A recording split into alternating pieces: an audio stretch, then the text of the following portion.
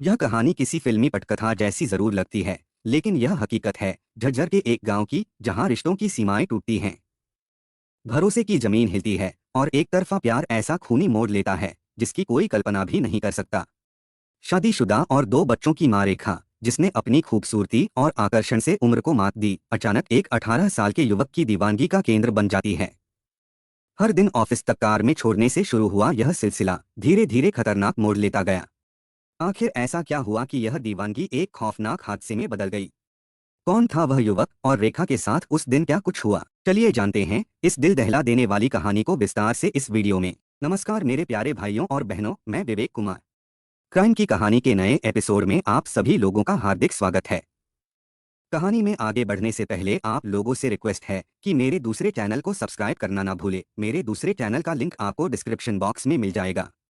साथ ही कृपया क्राइम की कहानी चैनल को सब्सक्राइब कर बेल आइकन जरूर दबा लें, ताकि मेरे हर वीडियो का नोटिफिकेशन आपको मिलता रहे। तो चलिए आज की कहानी शुरू करते हैं। दिन के 9 बजने को आए थे। झज्जर जिले के गांव बहू में रहने वाली रवि की पत्नी रेखा ने सुबह की भागदौड़ भरी दिनचर्या को तेजी से निपटाया और काम पर निकलने की तैयारी में जुट गई। उसकी नजरें बार बार दीवार पर टंगी घड़ी की सुइयों पर टिक रही थीं।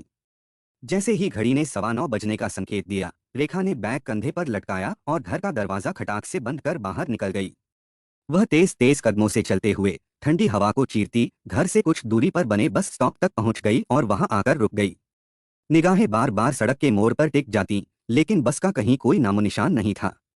समय रेंगता रहा, जैसे जानबूझकर उसे तंग कर रहा हो। 10 बजने में भी जब कुछ ही मिनट बचे तो रेखा की पेशानी पर पसीने की बूंदें उभर आईं, जो सर्दी की वजह से नहीं बल्कि चिंता और खींच की निशानी थीं। इस बस के चक्कर में मुझे रोज ही काम पर पहुंचने में देर हो जाती है, वह गुस्से में बुदबुदाई। उसकी आवाज में बेबसी और नाराजगी साफ झलक रही थी। पूरे बस स्टॉप पर वह अकेली खड़ी थी, जैसे बाकी सबको बस के न आने की पहले से खबर हो। रेखा की बेचैनी अब धीरे धीरे गुस्से में बदल रही थी। हर रोज समय पर आने वाली वह बस, जो अधिकतर 10 बजे तक वहां पहुंच जाती थी, आज मानो कहीं गुम हो गई थी। वह निराश स्वर में बुदबुदाई, लगता है आज बस खराब हो गई है, अब तो झाड़ली के एनटीपीसी पावर प्लांट तक पैदल ही जाना पड़ेगा। क्योंकि वह उसी प्लांट में नौकरी करती थी। मौसम बड़ा ठंडा है, लेकिन घबराहट में मुझे पसीने छूटने लगे हैं। लगता है किसी दिन मुझे इस बस के चक्कर में काम से हाथ धोना पड़ेगा। यह सोचते हुए रेखा ने मायूसी भरे कदम उस सुनसान डामर की सड़क पर बढ़ा दिए। सफर लंबा था, रास्ता खाली और ठंडी हवा बदन को चीरती चली जा रही थी। अभी वह थोड़ी ही दूर चली थी कि पीछे से एक गाड़ी के हॉर्न की तीखी आवाज ने उसे चौंका दिया। उसने मुड़कर देखा, एक कार उसकी दिशा में तेजी से बढ़ रही थी। रेखा सतर्क होकर झटपट सड़क से हटकर कच्चे किनारे पर उतर गई। कार की रफ्तार अचानक थमी। ब्रेक के साथ टायरों की चीखती आवाज हवा में गूंज गई और कार ठीक रेखा के पास आकर रुकी। खिड़की नीचे सरकी और उसमें से एक युवक ने सिर बाहर निकाला। लगभग 18-19 साल का, आंखों में तेज और चेहरे पर उत्सुकता। युवक ने मुस्कुराते हुए पूछा, आज बस नहीं आई क्या, जो तुम पैदल ही निकल पड़ी हो? रेखा ने उसे अनदेखा करते हुए हल्के से कंधे उचकाए, बस खराब हो गई होगी। मैं वैसे भी देर कर चुकी हूँ, इसलिए पैदल जाना पड़ रहा है। युवक ने सहज स्वर में कहा, तो आओ मेरी कार में बैठ जाओ, मैं तुम्हें तुम्हारे काम तक छोड़ देता हूँ। नहीं, मैं पैदल ही चली जाऊंगी, रेखा ने संक्षेप में और गंभीरता से जवाब दिया और कदम आगे बढ़ा दिए। मैं तुम्हारे लिए अजनबी हो सकता हूँ रेखा, लेकिन मैं तुम्हें अच्छे से जानता हूँ। आओ कार में बैठ जाओ। युवक के शब्दों ने रेखा को चौंका दिया। उसने रुककर उसे घूरते हुए पूछा, तुम मुझे कैसे जानते हो? मेरा नाम भी तुम्हें मालूम है? युवक ने मुस्कुराकर कहा, मैं भी बहु गांव का ही रहने वाला हूँ, तुम्हारा घर मेरे घर से ज्यादा दूर नहीं है। वह कुछ रुका, फिर आगे बोला, मैंने तुम्हें कई बार हाट बाजार में देखा है। एक ही गांव के हैं, नाम भी जानता हूँ। संकोच मत करो, गांव के नाते से ही सही, मैं तुम्हारी मदद करना चाहता हूँ। ज्यादा सोचोगी तो काम पर और लेट हो जाओगी। रेखा को मंजीत की बात पर आखिरकार विश्वास करना ही पड़ा। वैसे भी समय हाथ से फिसलता जा रहा था और काम पर देर से पहुंचना उसे किसी भी कीमत पर मंजूर नहीं था। वह कार का दरवाजा खोलकर अंदर बैठ गई। मंजीत ने उसे अपनी बाईं ओर बैठाया और बिना देर किए कार को गति दे दिया। शुरुआत में दोनों चुप रहे। कार का इंजन और सड़क पर टायरों की आवाज ही एकमात्र संवाद बन गए थे। लेकिन चुप्पी ज्यादा देर टिक नहीं सकी। रेखा ने खुद ही पहल किया। उसने कहा, तुम मेरा नाम जानते हो, लेकिन तुमने अपना नाम नहीं बताया। मेरा नाम मंजीत है, युवक ने संक्षिप्त उत्तर दिया। क्या करते हो मंजीत? फिलहाल कुछ खास नहीं, अभी अभी 12वीं पास की है। सोच रहा हूँ कॉलेज में दाखिला ले लूं। रेखा ने कहा, यह तो अच्छा विचार है। उसकी आवाज में आत्मीयता आ गई थी। आजकल पढ़ाई ही असली ताकत है। अच्छी नौकरी चाहिए तो अच्छी पढ़ाई जरूरी है। तुम किसी अच्छे कॉलेज में एडमिशन जरूर लेना। हाँ, मंजीत ने धीमे स्वर में कहा और अपनी निगाहें विंडस्क्रीन से बाहर टिकाकर सोच में खो गया। कुछ ही दूर पर अब झाड़ली पावर प्लांट की ऊंची चिमनियां नजर आने लगी थीं। रेखा ने तत्परता से कहा, मंजीत, यही कार रोक दो, मैं इसी प्लांट में काम करती हूँ। मंजीत ने कार धीरे से एक और रोक दिया। रेखा ने दरवाजा खोला, बाहर कदम रखा और एक हल्की मुस्कान के साथ मंजीत की ओर देखकर कहा, धन्यवाद मंजीत। फिर बिना कोई और बात किए वह तेज कदमों से पावर प्लांट की ओर बढ़ गई। मंजीत कुछ देर तक वहीं बैठा उसे जाते हुए देखता रहा, जब तक रेखा धुंधलाती सर्द हवा में उसकी निगाहों से ओझल नहीं हो गई। उसने गाड़ी को धीरे धीरे मोड़ा और गांव की ओर वापसी का रास्ता पकड़ लिया। मगर उसके मन में अब हलचल शुरू हो चुकी थी। रेखा की छवि बार बार उसकी आंखों के सामने तैर रही थी। वह एक सामान्य स्त्री नहीं लगी, उसे बला की खूबसूरत, आत्मविश्वासी और पूरे व्यक्तित्व से भरी पूरी। वह उसके दिल के किसी कोने में जगह बनाने लगी थी। अनजाने में ही मंजीत ने एक सपना बुनना शुरू कर दिया था, ऐसा सपना जिसमें रेखा ही मुख्य किरदार थी। इसके बाद मंजीत लगभग रोज ही अपनी कार से रेखा को बस स्टॉप से एनटीपीसी पावर प्लांट तक छोड़ने जाने लगा। रास्ते भर कभी हल्की बातचीत, कभी लंबी चर्चा होती। दिन ब दिन दोनों के बीच की दूरी कम होने लगी और एक गहरी दोस्ती में बदल गई। शाम धीरे धीरे ढल रही थी, आसमान में सुरमई परछाइयां फैल रही थीं। रुड़ियावास गांव के बाहर के मैदानों में भैंसें चराने वाला एक चरवाहा दिन भर की थकान समेटे अब घर लौटने की तैयारी कर रहा था। उसने पास के पेड़ से टिका अपना लठ उठाया और धीरे धीरे उठ खड़ा हुआ। भैंसें अभी भी खेतों में बिखरी पड़ी थीं। उसने उन्हें इकट्ठा किया और उन्हें पानी पिलाने के लिए पास ही बने पुराने तालाब की ओर हाँक लिया। लेकिन जैसे ही वह तालाब के किनारे पहुंचा, उसकी सांसें एक पल को थम गईं। तालाब की स्थिर सतह पर किसी युवती की लाश तैर रही थी। उसके मुंह से एक कराह सी निकली, जो धीरे धीरे चीख में बदल गई। कुछ क्षण तक वह स्तब्ध खड़ा रहा, पथराई आंखों से पानी में डूबे उस शव को निहारता रहा। फिर अगले ही पल उसके पैरों में जैसे बिजली दौड़ गई। वह उल्टे कदमों भागता हुआ गांव की ओर दौड़ा, उस भयावह दृश्य को पीछे छोड़ते हुए। यह झज्जर जिले का रुड़ियावास गांव था, जिसे वह चरवाहा अच्छी तरह जानता था। वह यहाँ अक्सर अपनी भैंसें चराने आता था और गांव के चौकीदार से उसकी जान पहचान भी थी। गांव की चौपाल पर उस समय कुछ बुजुर्ग हुक्का पीते बैठे थे। चरवाहा जैसे ही हांफता हुआ वहां पहुंचा, चौकीदार उसे देखकर घबरा गया। चौकीदार उठकर बोला, क्या हुआ, तू इतना घबराया हुआ क्यों है? चरवाहे ने कांपती आवाज में कहा, चाचा, मैंने तालाब में एक औरत की लाश देखी है। लाश? चौकीदार की आंखें फैल गईं। सुबह तो तालाब बिल्कुल साफ था, कुछ नहीं दिखा। चरवाहे ने जोर देकर कहा, मैंने अपनी आंखों से देखा है चाचा, तुम चलकर देख लो। लाश की बात सुनकर चौपाल पर बैठे गांव वाले हक्के बक्के रह गए। एक पल को सबके चेहरों का रंग उड़ गया। चौकीदार के साथ साथ सभी बुजुर्ग और कुछ नौजवान तालाब की ओर चल पड़े। चरवाहा उनके पीछे पीछे हांफता हुआ चला। तालाब पर पहुंचते ही सबके कदम ठिठक गए। वहां वाकई में एक युवती की लाश पानी की सतह पर तैर रही थी। शरीर फूल चुका था, चेहरा विकृत होने लगा था, पर फिर भी लाश के हाव भाव से साफ झलक रहा था कि वह युवती जवान और सुंदर रही होगी। हवा ठंडी थी, लेकिन माहौल में जो सिहरन दौड़ गई वह किसी सर्द मौसम की नहीं थी। चुप्पी टूटते ही एक बुजुर्ग बोले, यह गांव की तो नहीं लगती है।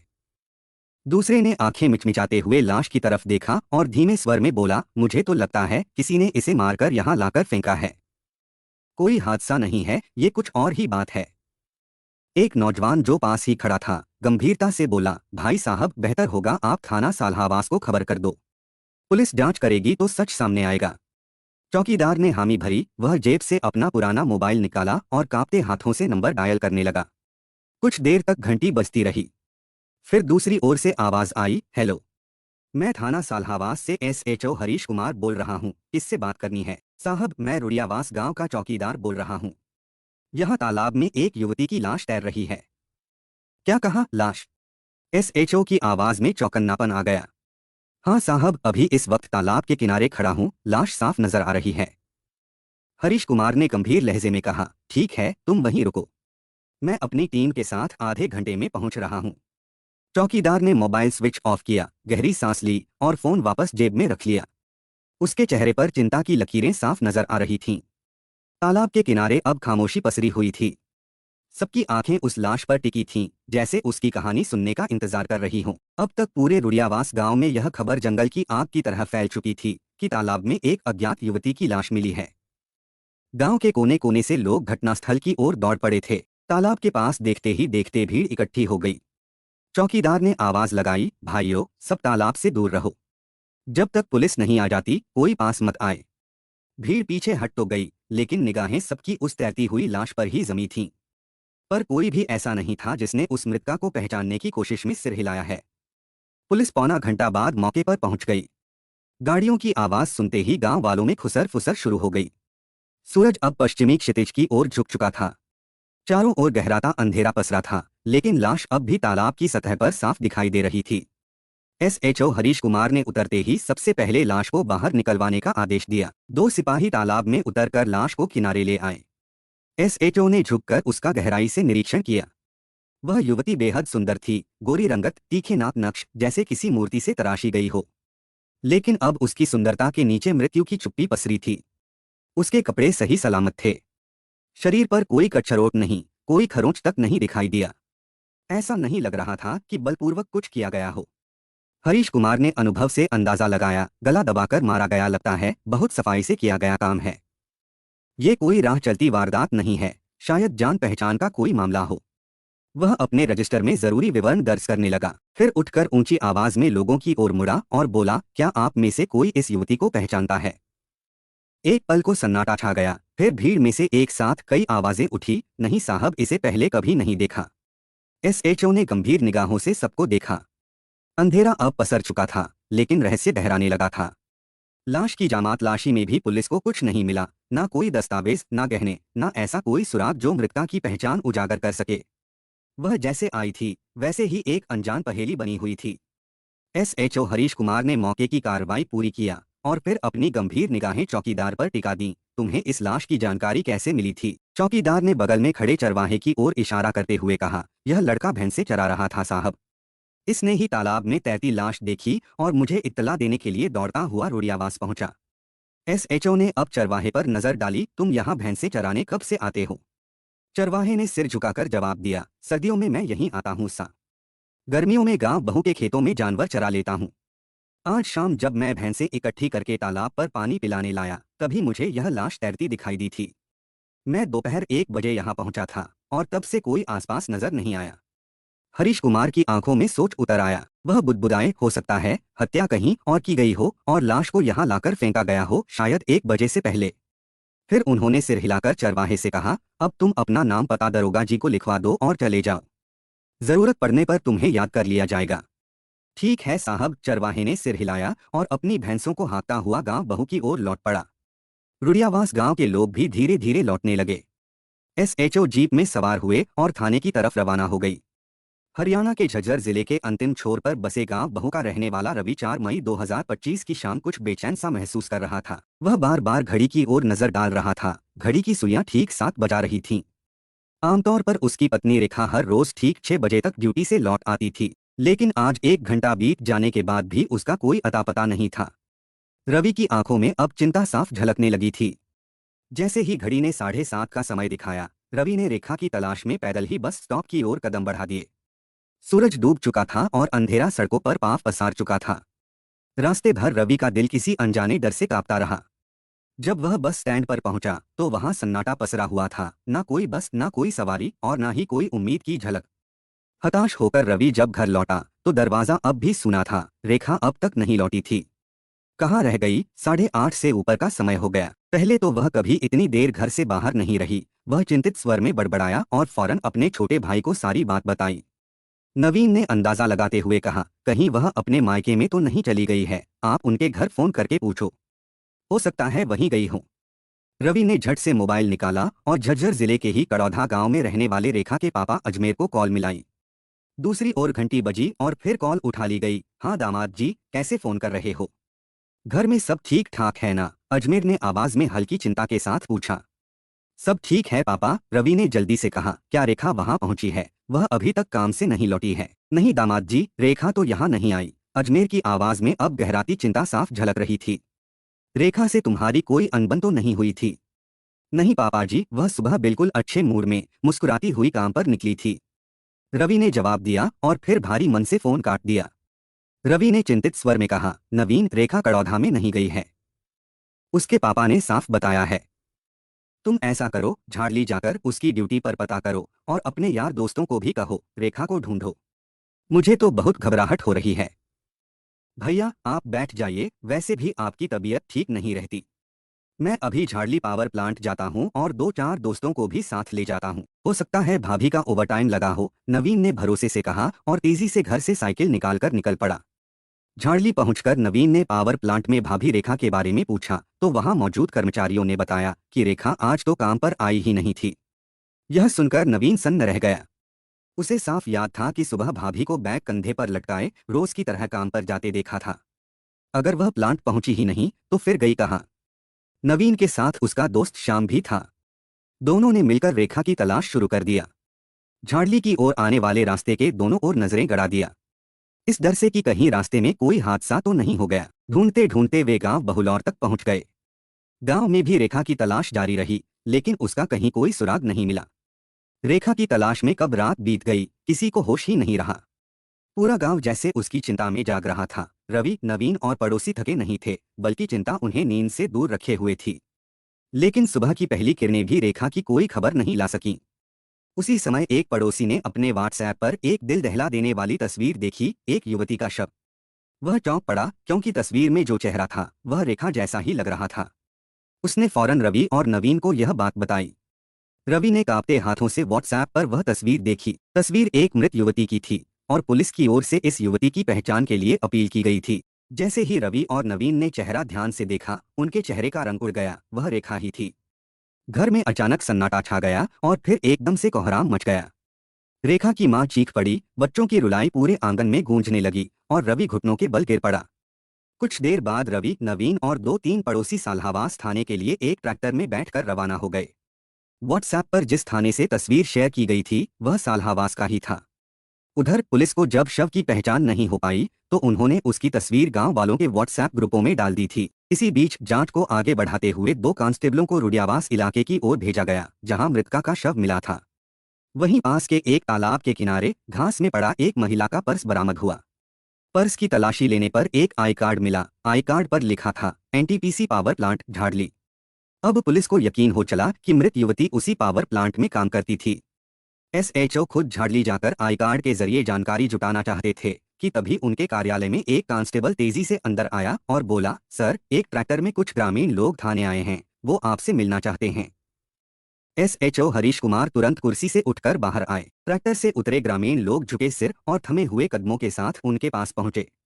रवि की आंखों में आंसू थे और नवीन के गले से आवाज मुश्किल से निकली। नवीन ने आगे बढ़कर कहा, साहब, हम गांव बहू से आए हैं।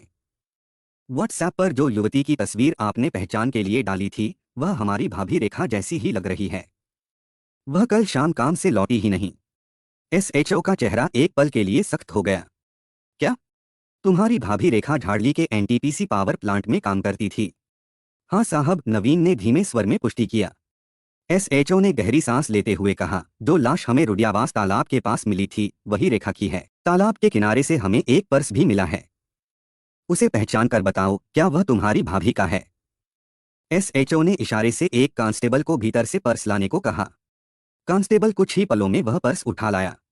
नवीन ने पर्स देखते ही एक पल को सांस रोक ली, फिर फटी आंखों से बोला, साहब, यह पर्स मेरी भाभी रेखा का ही है। लाश को पोस्टमार्टम के लिए झज्जर भेज दिया गया है। एसएचओ ने ठंडी आवाज में जानकारी दी, फिर सीधा सवाल किया, तुम्हें किसी पर शक? कोई ऐसा शख्स जो तुम्हारी भाभी से रंजिश रखता हो? नवीन कुछ पल सोचता रहा, उसकी निगाहें जमीन पर गड़ी रहीं। फिर बोला, ऐसा तो कोई नहीं साहब, भाभी किसी से झगड़ा नहीं करती थीं, वह अपने काम से काम रखती थीं, बिल्कुल शांति से रहने वाली। एसएचओ ने गहरा गंभीर स्वर अपनाते हुए कहा, नवीन, तुम्हारी भाभी ऐसी महिला नहीं थी जो खुद से रुडियावास जैसे सुनसान इलाके में चली जाएं। कोई था, कोई जो उन्हें वहां ले गया और फिर उसकी जान ले लिया। यह हादसा नहीं है, यह साफ साफ हत्या है। और हत्या के पीछे कोई ना कोई वजह जरूर होती है। ऐसा कौन हो सकता है? नवीन ने माथे पर हाथ रखकर सोचना शुरू किया। फिर जैसे कोई धुंधली तस्वीर उसके मन में उभर आई। उसने धीरे से, जैसे कोई बड़ा राज खोल रहा हो, कहा, साहब, एक बात है, मैं पिछले कुछ दिनों से नोट कर रहा था कि भाभी रोज किसी कार में बैठकर झाड़ली पावर प्लांट जा रही थीं। कई बार मैंने उन्हें बस स्टैंड से उस कार में बैठते हुए देखा। एसएचओ हरीश कुमार ने तुरंत चौकन्ना होकर पूछा, तुम्हें लगा यह पावर प्लांट की गाड़ी है? नवीन बोला, हाँ, शुरुआत में सोचा वर्करों को लाने के लिए होगी, लेकिन जब देखा कि उस गाड़ी में सिर्फ भाभी ही बैठती हैं, कोई और नहीं, तब मुझे शक हुआ। मैं उनसे पूछना चाहता था, मगर अब नवीन की आंखें भर आईं, लेकिन उसने खुद को संभाला। एसएचओ ने पूछा, कार का रंग याद है? रंग छोड़िए साहब, मैं कार का नंबर भूलने वाला नहीं हूँ। नंबर दिमाग में दर्ज है। मैं भाभी से मौका देखकर इस बारे में बात करने ही वाला था। बताओ नंबर, हरीश कुमार ने डायरी निकालते हुए कहा। नवीन ने कार का नंबर बताया। एसएचओ ने उसे तुरंत नोट किया और फिर एक कांस्टेबल को आदेश दिया कि वह रवि, नवीन और बाकी ग्रामीणों को झज्जर के सरकारी अस्पताल पोस्टमार्टम की औपचारिकताओं के लिए ले जाएं। साथ ही केस डायरी में अज्ञात के खिलाफ हत्या की धारा में मामला दर्ज कर लिया गया। इसके बाद एसएचओ ने सब इंस्पेक्टर को बुलाया और उसे कार नंबर की तस्दीक करने के लिए भेजा। गाड़ी किसके नाम पर है, इसका जल्द से जल्द पता लगाया जाए। सिर्फ 1 घंटे में रिपोर्ट वापस आ गई। एसआई ने कहा, सर, यह गाड़ी गांव बहू के जयपाल नाम के शख्स के नाम पर रजिस्टर है। क्या? हरीश कुमार के चेहरे का रंग बदल गया। गांव बहू? वही गांव जहां रेखा रहती थी। अब मामला एक अलग ही दिशा ले रहा था। एसएचओ ने देरी न करते हुए 4 कांस्टेबलों को साथ लिया और खुद जयपाल से मिलने गांव बहू के लिए रवाना हो गए। गांव पहुंचते ही उन्होंने जयपाल के घर का रुख किया और वह घर पर ही मिला। पूछताछ के दौरान जयपाल ने संयमित स्वर में जवाब दिया, साहब, यह कार मेरे ही नाम पर है, लेकिन मैंने इसे अपने भांजे मंजीत को दे रखी है। मेरी बहन की तबीयत इन दिनों बहुत खराब रहती है। जीजा जी का 2021 में रोड एक्सीडेंट में निधन हो गया था। तब से मेरी बहन और उसके घर की सारी जिम्मेदारी मेरे ही कंधों पर है। कार इसलिए दी थी कि मंजीत अपनी माँ को अस्पताल ले जा सके, जरूरत के वक्त काम आ सके। लेकिन साहब, कहीं मंजीत ने कोई एक्सीडेंट कर दिया है क्या? एसएचओ हरीश कुमार की आंखें अब और भी सतर्क हो गईं। उन्होंने बिना कोई अतिरिक्त बात किए सीधा कहा, नहीं, बात एक्सीडेंट की नहीं है। हमें मंजीत से कुछ जरूरी पूछताछ करनी है। हमें अपनी बहन के घर ले चलो। जयपाल थोड़ा घबरा गया, लेकिन कुछ कहे बिना उन्हें घर ले गया। मंजीत का घर साधारण था। दरवाजे पर बैठी उसकी मां ने बताया, मंजीत कल दोपहर से कहीं गया हुआ है। कार तो ले आया था, लेकिन उसे बाहर खड़ा करके खुद चला गया। कहाँ गया, कुछ बताया नहीं। एसएचओ की आंखों में अब संदेह की लपटें साफ दिख रही थीं। उन्होंने मंजीत की मां से उसका हालिया फोटो मांगा। मां ने ड्रॉअर्स से एक तस्वीर निकाल कर दी, जो शायद किसी स्कूल या कॉलेज आईडी से ली गई थी। फोटो लेते ही एसएचओ अपनी टीम के साथ थाने लौट आए। अब मामला धीरे धीरे सुलझने के बजाय और उलझता जा रहा था। थाने पहुंचते ही उन्होंने मंजीत की तस्वीर इलाके के सभी मुखबिरों को दिखाई। उन्हें निर्देश दिए, इस लड़के की हर हालत में खबर चाहिए। कहाँ है, किसके साथ है, कौन लोग उसे जानते हैं, सब मालूम करो तुरंत। मुखबिर अपने काम में लग गए।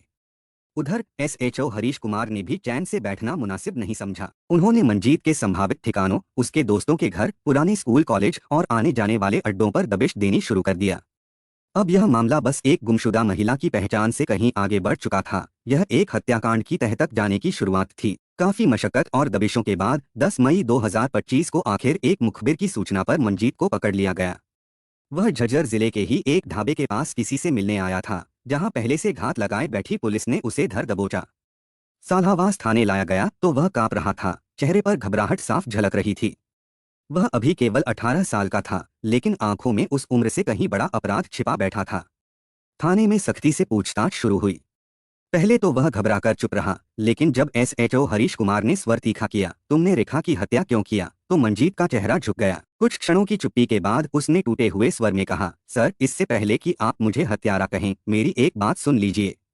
मेरी कहानी, मेरा प्रेम अगर आप सुनेंगे तो शायद समझ सकेंगे कि मुझे यह कदम क्यों उठाना पड़ा। एसएचओ ने इशारा किया कि बोलने दे। मंजीत जैसे अंदर से फट चुका था। बिना रुके वह अपनी प्रेम कहानी के बिखरे पन्ने बयां करने लगा। सर, मैं गांव बहू का रहने वाला हूं और रेखा भी उसी गांव की थी। मैंने उसे कई बार देखा था। बाद में पता चला उसका पति शराबी है, काम नहीं करता है। घर चलाने की जिम्मेदारी रेखा ने उठाई थी। वह झाड़ली के पावर प्लांट में सफाई का काम करती थी। एक दिन वह मुझे गांव के बाहर बस स्टैंड पर परेशान हालत में मिली। उस दिन बस खराब थी, आई ही नहीं थी। मैं वहीं से लौट रहा था। मैंने रेखा को लिफ्ट ऑफर किया।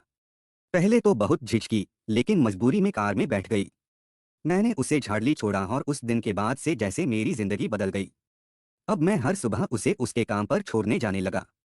हमारी बातचीत बढ़ने लगी। साथ बढ़ा तो दिल में भी कुछ उग आया, कुछ जो मैं रोक नहीं पाया। साथ मिला तो मेरे दिल में रेखा के लिए प्यार का अंकुर फूट गया। मैं रेखा को चाहने लगा, उसका ख्याल रखने लगा। मुझे अपने पापा रामपाल के एक्सीडेंट के क्लेम से कुछ पैसा मिला था। मंजीत ने धीरे धीरे कहना शुरू किया, मानो हर लफ्ज उसके दिल से निकल रहा हो। मामा हरपाल भी मदद कर देते थे। उन्हीं पैसों से मैं रेखा को कभी साड़ी, कभी परफ्यूम, कभी चूड़ी, छोटी छोटी खुशियां देने की कोशिश करता था। और धीरे धीरे रेखा भी मेरी तरफ झुकने लगी। वह कुछ पल के लिए खामोश हो गया, जैसे अतीत की कोई तस्वीर आंखों के सामने आ गई हो। फिर गहरी सांस भरते हुए बोला, सर, रेखा को मैं दिल से चाहता था। हाँ, वह 2 बच्चों की माँ थी, लेकिन उसकी मुस्कान, उसकी आंखें मैं भूल नहीं सकता। मेरे ख्वाबों में बस वही आने लगी थी। मैं उसे जिंदगी भर के लिए अपना बनाना चाहता था। मैं अपने ही ख्यालों में खोया हुआ था कि 4 मई की सुबह सब कुछ पलट गया। उस दिन हमेशा की तरह मैंने रेखा को बस स्टॉप से लिया। वह खुश लग रही थी, चुपचाप मुस्कुराती सी। मैंने पूछा, क्या बात है, आज बड़ी खुश हो? उसने कोई साफ जवाब नहीं दिया। मैं ड्राइव कर रहा था, यूं ही उसका मोबाइल उठा लिया, और जैसे ही स्क्रीन अनलॉक की, मेरे हाथ कांप गए। मोबाइल में किसी अनजान शख्स के साथ उसकी चैटिंग चल रही थी। शब्दों में वो अपनापन था जो मुझे बेचैन कर गया। मंजीत का चेहरा एक बार फिर तमतमा गया। मैंने पूछा, यह कौन है? लेकिन रेखा चुप रही। मैंने कहा, अभी के अभी उस लड़के को फोन लगा। रेखा ने झुंझला कर कहा, मैं मिलकर मना कर दूंगी, वो सब खत्म कर दूंगी। लेकिन मेरे अंदर शक ने घर कर लिया था। मैंने दबाव बनाया कि उसके सामने ही वह युवक से बात करे। मंजीत ने गहरी सांस ली, फिर सिर झुकाकर बोला, रेखा नहीं मानी। मैं क्रोध में पागल हो गया। गुस्से में मैंने उसका मोबाइल छीनकर जमीन पर दे मारा। फोन चकनाचूर हो गया। रेखा भड़क उठी और उसने मुझे थप्पड़ जड़ दिया। वह थोड़ा रुका, फिर आंखें मूंद कर बोला, कोई लड़की लड़के को थप्पड़ मारेगी, वो भी सबके सामने नहीं, पर मेरे ईगो के सामने मुझे बर्दाश्त नहीं हुआ। मैंने कार सड़क किनारे रोक दी थी। आसपास सन्नाटा था, वीरानी पसरी थी। और फिर मैंने रेखा की चुन्नी से उसका गला घोंटना शुरू कर दिया। उसने कांपती आवाज में बताया, मैंने उसे तब तक दबोचे रखा जब तक उसकी सांसें थम नहीं गईं। जब वह बिल्कुल शांत हो गई, तो मुझे समझ ही नहीं आया कि मैंने क्या कर दिया। मैं कुछ मिनटों तक वही जड़ खड़ा रहा, फिर खुद को संभाल कर कार स्टार्ट किया और उसे लेकर इधर उधर भटकता रहा। काफी देर तक बेमकसद गाड़ी चलाने के बाद मैं रुड़ियावास की तरफ निकल गया। वहां एक तालाब दिखाई दिया। मैंने रेखा की लाश उसी तालाब में फेंक दी और उसका बैग पास की झाड़ियों में छिपा दिया। इसके बाद मैं गांव बहू लौट आया। कार घर में खड़ी किया और फिर सीधा राजस्थान भाग गया। 1 हफ्ते तक छिपता फिरा, लेकिन जब लौटने की कोशिश की तो रास्ते में मुखबिर ने पहचान लिया। मैं रेखा की हत्या का गुनाह कबूल करता हूँ। चूंकि मंजीत ने अपना जुर्म कबूल कर लिया था और रेखा की पोस्टमार्टम रिपोर्ट में यह साफ हो गया था कि उसकी मौत गला घोंटने से हुई थी। एसएचओ हरीश कुमार ने मंजीत को दोबारा न्यायालय में पेश किया। अदालत ने उसे न्यायिक हिरासत में जेल भेजने का आदेश दिया। पुलिस ने मंजीत की कार, रेखा का बैग और टूटा हुआ मोबाइल जब्त कर लिया। वहीं रेखा का शव उसके परिजनों को सौंप दिया गया, जिन्होंने नम आंखों और भारी मन से उसकी अंतिम यात्रा की तैयारी शुरू किया। रेखा की कहानी एक चेतावनी बनकर रह गई। उसने एक ऐसे लड़के की ओर झुककर न केवल अपना बुद्धि गंवाया, बल्कि अपने जीवन की सबसे कीमती पूंजी, पति, बच्चे और अपनी सामाजिक प्रतिष्ठा भी खो दिया। और अंततः वही प्रेम उसके जीवन का काल बन गया। आज की कहानी बस यही तक। अब बारी कमेंट पढ़ने की है। ममता सिंह मैम ने कमेंट किया है, बुलाती है मगर जाने का नहीं, ये सूत्र यहाँ लागू होता है। मैम, आपके सपोर्ट और प्यार के लिए दिल से धन्यवाद। मीरा राय मैम ने कमेंट किया है, मैम आपके सपोर्ट और प्यार के लिए दिल से धन्यवाद। श्रेया वसानी जी ने कमेंट किया है, good afternoon sir. Good afternoon Shreya ji, आपके सपोर्ट और प्यार के लिए दिल से धन्यवाद। संजना मुखर्जी मैम ने कमेंट किया है, end of everything is illicit relationship. Ma'am आपके सपोर्ट और प्यार के लिए दिल से धन्यवाद। रीता छेत्री मैम ने कमेंट किया है, सो होरेबल। मैम आपके सपोर्ट और प्यार के लिए दिल से धन्यवाद। माला कुमारी राय जी ने कमेंट किया है, माँ तो माँ होती है, माँ के लिए उसका हर बच्चा एक सामान होता है, पर बच्चों को गलत फहमी हो जाती है कि माँ दूसरे को ज्यादा प्यार करती है। एक माँ का दुखद अंत हुआ। मैम आपके सपोर्ट और प्यार के लिए दिल से धन्यवाद। सुषमा शाह जी ने कमेंट किया है, नारी का शोषण हर क्षेत्र में हो रहा है, जो सही नहीं है। मैम आपके सपोर्ट और प्यार के लिए दिल से धन्यवाद। रोशनी मेहरा जी ने कमेंट किया है, हेलो विवेक भाई। Hello sister, good afternoon. आपके सपोर्ट और प्यार के लिए दिल से धन्यवाद। जमुना अटलूरी जी ने कमेंट किया है, सबसे ज्यादा अन्याय मृतक की बूढ़ी माँ और मासूम बच्चे के साथ हुआ है। सर आपके सपोर्ट और प्यार के लिए दिल से धन्यवाद। दीपा सिंह जी ने कमेंट किया है, एक खतरनाक इंसान ने एक बेटी के सपने और जिंदगी छीन लिया। मैम आपके सपोर्ट और प्यार के लिए दिल से धन्यवाद। यास्मीन जी ने कमेंट किया है, बेचारी श्वेता और उसके पेरेंट्स के साथ बहुत बुरा हुआ। Yasmin from USA. मैम आपके सपोर्ट और प्यार के लिए दिल से धन्यवाद। कल्पना लिंबू जी ने कमेंट किया है, मैम आपके सपोर्ट और प्यार के लिए दिल से धन्यवाद। अनुज कुमार जी ने कमेंट किया है, ऐसे हत्यारे को फांसी होनी चाहिए। सर आपके सपोर्ट और प्यार के लिए दिल से धन्यवाद। लोकेन राय जी ने कमेंट किया है, मैम आपके सपोर्ट और प्यार के लिए दिल से धन्यवाद। जहीर डॉन जी ने कमेंट किया है, बाप को बेटे के दहेज से क्या लेना देना था। इंसान को इतना लालची भी नहीं होना चाहिए। एक अच्छी बहू मिल गई, यह बहुत होता है। सर आपके सपोर्ट और प्यार के लिए दिल से धन्यवाद। करिश्मा मौर्य जी ने कमेंट किया है, मैम आपके सपोर्ट और प्यार के लिए दिल से धन्यवाद। सनी भंडारी जी ने कमेंट किया है, सर आपके सपोर्ट और प्यार के लिए दिल से धन्यवाद। शेख शमीमुन जी ने कमेंट किया है, नाइस। शेख जी आपके सपोर्ट और प्यार के लिए दिल से धन्यवाद। निर्मला अरबल जी ने कमेंट किया है, मैम आपके सपोर्ट और प्यार के लिए दिल से धन्यवाद। हेमचंद सेठिया जी ने कमेंट किया है, ऐसा आदमी को फांसी हो सर आपके सपोर्ट और प्यार के लिए दिल से धन्यवाद। इंदु शर्मा जी ने कमेंट किया है, इस कहानी में नाम कुछ और है, फोटो कुछ और है। मैम उस वीडियो के एडिटिंग में गलती हो गई थी। आपके सपोर्ट और प्यार के लिए दिल से धन्यवाद। गणपत सिंह भाटी जी ने कमेंट किया है, डूब मरे मोहित जैसे प्रेमी और साथ में उसका बाप भी, पुलिस चाहे तो सब कुछ सामने ला सकती थी, मगर सब अपना ईमान बेच चुके हैं।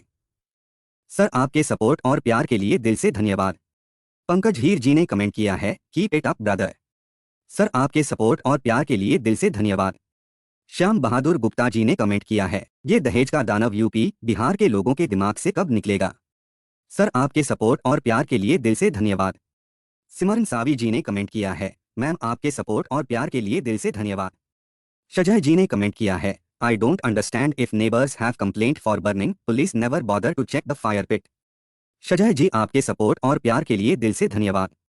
यूसर जे बी नाम के आईडी से कमेंट आया है, मैं इतनी जगह स्टोरी सुनता हूँ बट आपके जैसा कोई नहीं है। आपके सपोर्ट और प्यार के लिए दिल से धन्यवाद।